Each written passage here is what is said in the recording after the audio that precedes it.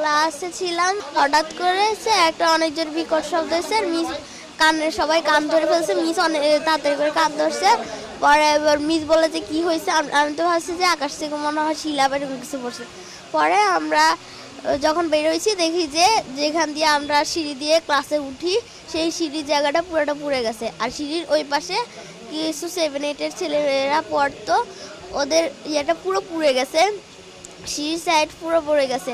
ওখানে অনেকে মানে গড়াগড়ি করতেছে। 7-8-এর ছেলেরা তো ভয় দৌড় দিতে গেছিলো।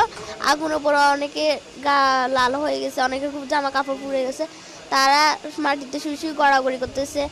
আমাদের লর্ড মিস বলতেছে যে তো আমরা সিঁড়ির দিকে দৌড় দিতে। আমরা ভাবছি যে মিস যেটা বলছে এটাই ঠিক। আমরা সিঁড়ির দিকে দৌড় দিছি। মিস বলছে আগুন নিভে গেছে, ধোঁয়া উঠতেছে।